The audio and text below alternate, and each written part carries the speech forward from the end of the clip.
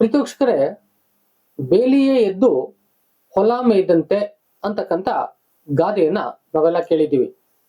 ಇತ್ತೀಚಿನ ದಿನಗಳಲ್ಲಿ guest faculty ಮತ್ತು PhD ಏನಿದೆಯೋ ಒಂದು ರೀತಿಯಾದಂತಹ ಸಮಸ್ಯೆಗೆ ಒಳಗಾಗಿದೆ. 2023ರಿಂದ ಒಂದು ತೆರನಾದಂತಹ ಹೋರಾಟಗಳು ನಡೀತಾನೆ ಇದ್ದಾವೆ. UGC, ನಾನ್ UGC. ಅದರ ನಡುವೆನೆ PhD ಅಂತಕ್ಕಂಥದ್ದು ಫೇಕ್ PhD ಆಗಿದೆ, ಗೆಸ್ಟ್ ಫ್ಯಾಕಲ್ಟಿಗಳು ಫೇಕ್ PhD ಅನ್ನ ತಂದಿದ್ದಾರೆ ಅಂತಕ್ಕಂಥ ಸುದ್ದಿಯು ಕೂಡ ಬರ್ತಾನೆ ಇದೆ. ಇತ್ತೀಚೆಗೆ ನಿಮ್ಗೆಲ್ಲ ಗೊತ್ತಿರೋ ಹಾಗೆ ನೈಜತೆಯ ಪ್ರಮಾಣ ಪತ್ರ, ಜಿನೈನಿಟಿ ಸರ್ಟಿಫಿಕೇಟ್ ತರಬೇಕು ಅಂತೇಳಿ DCA ಆದೇಶವನ್ನ ಹೊರಡಿಸಿತ್ತು. ಅದು ಹೇಗೆ? ಪ್ರಾಂಶುಪಾಲರ ವತಿಯಿಂದ ಏನು ಗೆಸ್ಟ್ ಫ್ಯಾಕಲ್ಟಿ ಇದ್ದಾರೋ ಅವರ ಎಲ್ಲಾ ಒಂದು ಜಿನೈನಿಟಿ ಸರ್ಟಿಫಿಕೇಟ್ ಯಾವ್ದಕ್ಕಾಗ್ಬೋದು? ಅವರ PG certificate, PhD certificate, net certificate, KSET certificate, ಮತ್ತೆ MPhil ಇದ್ರೆ MPhil ಸರ್ಟಿಫಿಕೇಟು, ಈ ಎಲ್ಲದಕ್ಕೂ ಕೂಡ ಜಿನೈನಿಟಿ ಸರ್ಟಿಫಿಕೇಟ್ ಅನ್ನ ತರಬೇಕು. ಅದು ಪ್ರಾಂಶುಪಾಲರ ಮುಖೇನನೇ ಬರಬೇಕು ಅಂತಕ್ಕಂತ ಒಂದು ಆದೇಶವನ್ನ DCE ಮಾಡಿತ್ತು. ಅದರಂತೆ ಜಿನೈನಿಟಿ ಸರ್ಟಿಫಿಕೇಟ್ ಗಳನ್ನ ಏನು ಗೆಸ್ಟ್ ಫ್ಯಾಕಲ್ಟಿ ಇದ್ದಾರೋ ಅವರೆಲ್ಲರೂ ಕೂಡ ಈಗ ಬರುವಂತೆ ಮಾಡ್ಕೊಂಡಿದ್ದಾರೆ.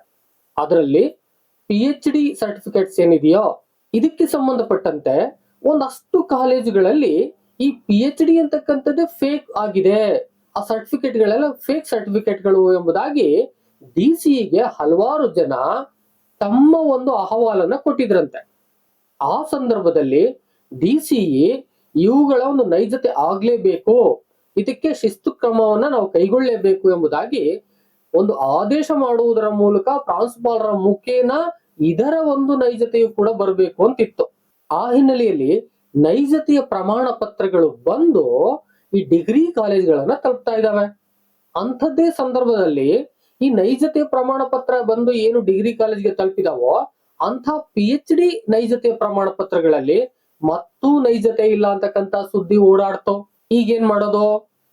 ನೈಜತೆಯಲ್ಲೂ ಕೂಡ ನೈಜತೆ ಇಲ್ಲ ಅಂದ್ರೆ ಮತ್ತೇನ್ ಮಾಡೋದು? DCE ಸ್ವಲ್ಪ ಖಾರವಾಗಿ ಉತ್ತರವನ್ನು ಕೊಡುತ್ತೆ. ಇಂಥ ಸಂದರ್ಭದಲ್ಲಿ DCE ಮತ್ತೊಂದು ಆದೇಶವನ್ನ ಮಾಡ್ತೋ. ಆ ಆದೇಶದ ವಿವರವನ್ನ ನಾನು ಈ ವಿಡಿಯೋದಲ್ಲಿ ನಿಮ್ಗೆ ಹಂಚ್ಕೊಳ್ಳಕ್ ಹೋಗ್ತಾ ಇದ್ದೇನೆ. ಅದಕ್ಕೂ ಮುನ್ನ ಸ್ವಲ್ಪ ಯೋಚನೆ ಮಾಡೋಣ. ಎಜುಕೇಶನ್ ಸಿಸ್ಟಮ್, ನಾನೊಂದು ಗಾದೆ ಮಾತು ಹೇಳ್ದೆ ನೋಡಿ, ಬೇಲಿಯೇ ಎದ್ದು ಹೊಲ ಮೇಯ್ದಂತೆ. ಎಜುಕೇಶನ್ ಅಂತಕ್ಕಂಥದ್ದು ಒಂದು ಗುರುಕುಲ. ಆ ಗುರುಕುಲದಲ್ಲಿ ಗುರುಗಳು ಶಿಷ್ಯರು ಇಬ್ಬರ ನಡುವಿನ ಸಂಬಂಧದಲ್ಲಿ ಗುರುಗಳು ಹೇಗಿರ್ತಾರೋ ಶಿಷ್ಯರು ಹಾಗಿರ್ತಾರೆ. ಗುರುರಾಜ್ ಕರ್ಜಗಿ ಅವರು ಒಂದ್ ಕಡೆ ಹೇಳ್ತಾರೆ, ಅವರು ಒಂದು ವಿಶ್ವವಿದ್ಯಾಲಯದಲ್ಲಿ ಕೆಲಸವನ್ನ ಮಾಡ್ತಕ್ಕಂಥ ಸಂದರ್ಭದಲ್ಲಿ, ಅದು ಒಂದು ವಿಸಿಟಿಂಗ್ ಪ್ರೊಫೆಸರ್ ಆಗಿ ಕೆಲಸವನ್ನ ಮಾಡ್ತಕ್ಕಂಥ ಸಂದರ್ಭದಲ್ಲಿ ಅಲ್ಲಿ ವಿದ್ಯಾರ್ಥಿಗಳು ಗುರುಗಳಿಂದ ಇನ್ಸ್ಪೈರ್ ಆಗ್ತಾರ, ಆ ಒಂದು ಗುರುಗಳ ಚಲನವಲನಗಳು ಅವ್ರ ಮೇಲೆ ಪರಿಣಾಮವನ್ನು ಬೀರ್ತಾವ ಅಂತಕ್ಕಂಥ ಒಂದು ಕ್ವಶನ್ ಹಾಕಿದ್ರಂತೆ. ಆ ಕ್ವಶನ್ಗೆ ವಿದ್ಯಾರ್ಥಿಗಳು ಸುಮಾರು 95 ಎಬೋ ಎಸ್ ಅಂತ ಹಾಕಿದ್ರಂತೆ. ಅಂತ ಹೇಳಿದ್ರೆ ಗುರುಗಳ ಚಲನವಲನಗಳು, ಗುರುಗಳ ಗುಣಾವಗುಣಗಳು ವಿದ್ಯಾರ್ಥಿಗಳ ಮೇಲೆ ಪರಿಣಾಮ ಬೀರ್ತವೆ, ಖಂಡಿತ ಪರಿಣಾಮ ಬೀರ್ತವೆ. ಇಂಥ ಸನ್ನಿವೇಶದಲ್ಲಿ ಗುರುಕುಲ ಅಂದಾಗ ಗುರುಕುಲದಲ್ಲಿ ಒಂದು ಒಳ್ಳೆಯ ವಿದ್ಯೆ, ಬುದ್ಧಿ, ಸ್ಥಾನಗಳು ಇರಲೇಬೇಕಾಗತ್ತೆ. ಇತ್ತೀಚಿನ ದಿನಗಳಲ್ಲಿ ಗುರುಕುಲಗಳಲ್ಲೂ ಕೂಡ ಕೆಲವು ಈ ತರದ ಮಾಹಿತಿ ಹೊರಬೀಳ್ತಾ ಇದ್ದಾವೆ. ಏನು? ಗುರುಗಳ ಮೇಲೆ ಆಪಾದನೆಗಳು ಆಗ್ತಾ ಇದ್ದಾವೆ. ಅದರಲ್ಲಿ ಈ ಗೆಸ್ಟ್ ಫ್ಯಾಕಲ್ಟಿ ಅನ್ನುವಂತ ಸಂದರ್ಭದಲ್ಲಿ ಅವರು PhDಗಳನ್ನೇ ಫೇಕ್ ತಂದಿದ್ದಾರೆ. ಎಲ್ರೂ ಅಲ್ಲ, ನೆನ್ಪಿರ್ಲಿ, ಯಾರೋ ಕೆಲವರು ಇರ್ಬೋದು. ಇಂತಹ ಸಂದರ್ಭದಲ್ಲಿ ಅವುಗಳ ನೈಜತೆಯನ್ನ ಪರಿಶೀಲನೆ ಮಾಡಲೇಬೇಕು ಅಂತೇಳಿ DCE ಆರ್ಡರ್ನ ಮಾಡ್ತು. ಅದರಂತೆ ನೈಜತೆ ಬಂತು.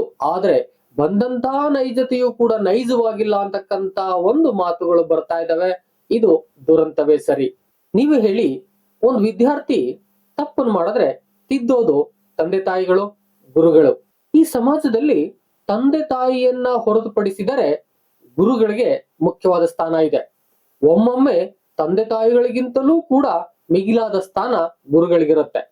ಇಂತಹ ಗುರುಸ್ಥಾನಗಳಲ್ಲಿರ್ತಕ್ಕಂಥವ್ರು ತಪ್ಪು ಮಾಡೋದು ಅಂದ್ರೆ ಅತ್ಯಂತ ಕಡಿಮೆ ಇರಬೇಕು ನನ್ನ ಪ್ರಕಾರ. ಯಾಕಂತ ಹೇಳಿದ್ರೆ ಮನುಷ್ಯ ಸಹಜ ಗುಣಗಳಲ್ಲಿ ತಪ್ಪು ನಡೀತಾ ಹೋಗುತ್ತೆ. ಆದ್ರೆ ಈ ಸಂದರ್ಭದಲ್ಲಿ ತಪ್ಪು ಅಂತಕ್ಕಂಥದ್ದು ಅತ್ಯಂತ ಕಡಿಮೆ ಇರಬೇಕು. ಯಾಕಂತ ಹೇಳಿದ್ರೆ ತಪ್ಪು ಆಗಲೇಬಾರದು. ಎಲ್ಲೋ ಅಪ್ಪಿ ತಪ್ಪಿ ಅವರ ಬುದ್ಧಿಗೂ ಕೂಡ ಮೀರಿ ಸಣ್ಣ ಪುಟ್ಟ ತಪ್ಪುಗಳು ಆಗ್ಲಿಕ್ಕೆ ಸಾಧ್ಯ ಇದೆ. ಯಾಕಂತ ಹೇಳಿದ್ರೆ ಮನುಷ್ಯ ಸಹಜವಾದಂಥದ್ದು. ಆದ್ರೆ ತಿದ್ದುಕೊಳ್ಬಹುದು. ಆದ್ರೆ ಕೆಲವು ತಿದ್ದುಕೊಳ್ಳೋದಕ್ಕೆ ಆಗದೆ ಇರತಕ್ಕಂಥ ತಪ್ಪುಗಳನ್ನ ತಾವು ಗೊತ್ತಿದ್ದು ಕೂಡ ಮಾಡ್ತಕ್ಕಂಥದ್ದು ತಪ್ಪೆ. ಈ ಹಿನ್ನೆಲೆಯಲ್ಲಿ PhDಗಳನ್ನ ಫೇಕ್ PhDಗಳು ಅಂತ ಹೇಳಿದ್ರೆ ಅದು ಗೊತ್ತಿದ್ದು ಮಾಡತಕ್ಕಂಥ ತಪ್ಪು. ಪ್ರೀತಿವೀಕ್ಷಕರೇ, ಒಂದು ಸಮುದಾಯವನ್ನ ಸಂಪೂರ್ಣವಾಗಿ ತಿದ್ದಿ ತೀಡಿ ಆ ಒಂದು ಸಮುದಾಯಕ್ಕೆ ಕೊಡುಗೆಗಳನ್ನ ನೀಡತಕ್ಕಂತ ಒಂದು ವ್ಯಕ್ತಿತ್ವವನ್ನ ರೂಪಿಸುವ ಸ್ಥಾನಗಳಲ್ಲಿ ಈ ರೀತಿಯ ಮಾತು ಕೇಳ್ತಕ್ಕಂಥದ್ದು ಬಹಳ ಬೇಸರದ ವಿಚಾರ. ನನ್ನ ಪ್ರಕಾರ ಈ ಏನು ತಪ್ಪುಗಳಾಗಿದೆಯೋ ಇದು ಸರಿಪಡಿಸಲೇಬೇಕು. ಇಲ್ಲ ಅಂತ ಹೇಳಿದ್ರೆ ಸಮಾಜದಲ್ಲಿ ಗುರುಗಳಿಗಿರ್ತಕ್ಕಂಥ ಗೌರವ ಕಳೆದೋಗುತ್ತೆ. ಅವರ ಮೇಲೆ ಒಂದು ಕಪ್ಪು ಚುಕ್ಕೆ ಉಳ್ಕೊಳ್ತಾ ಹೋಗುತ್ತೆ.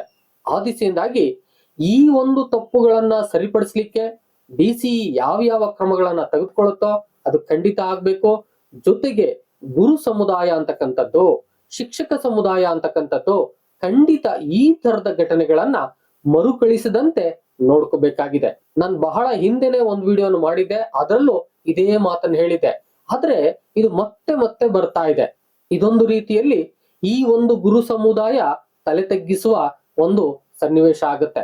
ಆ ದಿಸೆಯಿಂದಾಗಿ ಗುರುಗಳು ಯಾವತ್ತೂ ಕೂಡ ತಲೆ ತಗ್ಗಿಸುವಂತೆ ನಡ್ಕೊಳ್ಬಾರ್ದು.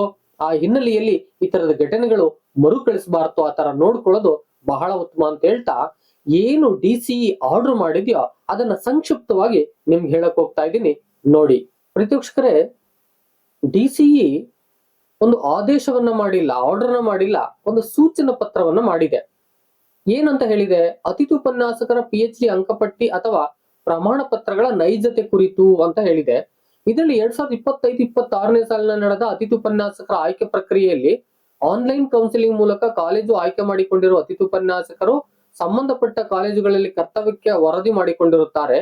ಈ ರೀತಿ ಕರ್ತವ್ಯಕ್ಕೆ ವರದಿ ಮಾಡಿಕೊಂಡಿರುವ ಕೆಲವು ಅತಿಥಿ ಉಪನ್ಯಾಸಕರು ನಕಲಿ PhD ಅಂಕಪಟ್ಟಿ ಅಥವಾ ಪ್ರಮಾಣ ಪತ್ರಗಳನ್ನು ಸಲ್ಲಿಸುವುದಾಗಿ ವರದಿಯಾಗಿದ್ದು ಇದನ್ನು ಗಂಭೀರವಾಗಿ ಪರಿಗಣಿಸಲಾಗಿದೆ.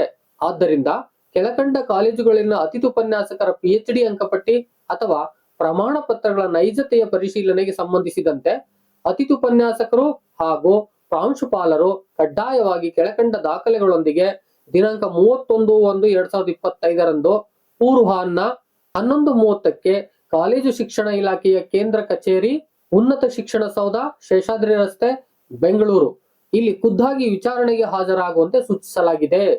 ಈ ಮಟ್ಟಕ್ಕೆ ಇರತಕ್ಕಂಥದ್ದು ಬಹಳ ಬೇಸರದ ವಿಚಾರನೆ. ಏನೇನ್ ತರ ಕೇಳಿದೆ ನೋಡಿ. ಖಂಡಿತ ಅದು ಫೇಕ್ ಏನಾದ್ರೂ ಆಗಿದ್ರೆ ಇಷ್ಟು ತರೋದಕ್ಕೆ ಸಾಧ್ಯನೇ ಇಲ್ಲ. ನೋಡಿ ಆ ಪಾಯಿಂಟ್ಸ್ ಹೇಗಿದೆ ಅಂತ. ಸುಮಾರು 12 ಪಾಯಿಂಟ್ಸ್ ಅನ್ನ ಇಲ್ಲಿ ಕೊಟ್ಟಿದ್ದಾರೆ. ಇಷ್ಟನ್ನು ಕೂಡ ಯಾರು ಫೇಕ್ PhD ಅಂತ ಈಗ ಗೊತ್ತಾಗಿದೆಯೋ ಅವರೆಲ್ಲರೂ ಕೂಡ ಸಲ್ಲಿಸಬೇಕಾಗತ್ತೆ. ಅದನ್ನ ಪ್ರಾಂಶುಪಾಲರು DCEಗೆ ಒಪ್ಪಿಸಬೇಕಾಗತ್ತೆ. ಬನ್ನಿ ಅವು ಏನೇನು ಅಂತ ನೋಡೋಣ.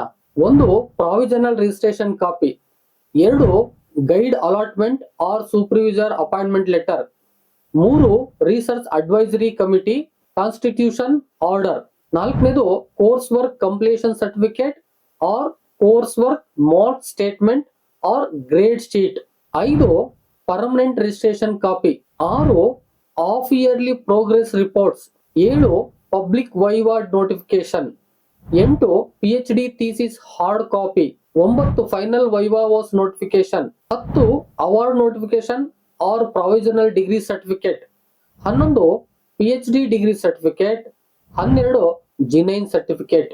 ಈ 12 ಒಂದು ಡಜನ್ ಸರ್ಟಿಫಿಕೇಟ್ ನ ಒದಗಿಸ್ತಕ್ಕಂಥದ್ದು ಫೇಕ್ ತಂದಿರೋರು ಕಷ್ಟ ಆಗುತ್ತೆ ನನ್ನ ಪ್ರಕಾರ.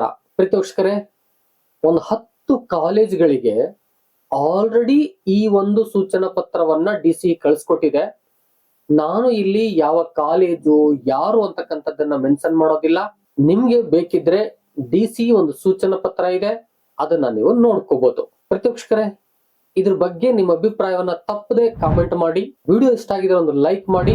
ಎಷ್ಟೋ ಮಂದಿಗೆ ಬೇಕಾಗತ್ತೆ ಮಾಹಿತಿಗಾಗಿ ಶೇರ್ ಮಾಡಿ. ಇದು ಯಾರನ್ನೇ ನೋಯಿಸಲಾಗ್ಲಿ ಮತ್ತೆ ಯಾರನ್ನು ದೂಷಿಸಲಾಗ್ಲಿ ಖಂಡಿತ ವಿಡಿಯೋ ಅಲ್ಲ. ಇದಿಷ್ಟು ಇವತ್ತಿನ ಮಾಹಿತಿ ಆಗಿತ್ತು. ಮತ್ತೊಂದು ಇನ್ಫಾರ್ಮೇಟಿವ್ ವಿಡಿಯೋ ಜೊತೆ ನಿಮ್ಮೊಟ್ಟಿಗೆ ಬರ್ತೀನಿ. ಅಲ್ಲಿವರೆಗೆ thank you and all, love you all. Video ನೋಡಿದ ಪ್ರತಿಯೊಬ್ಬರಿಗೂ ಕೂಡ ಅನಂತ ಧನ್ಯವಾದಗಳು. ಮತ್ತೆ ಭೇಟಿ ಆಗ್ತಿರೋಣ.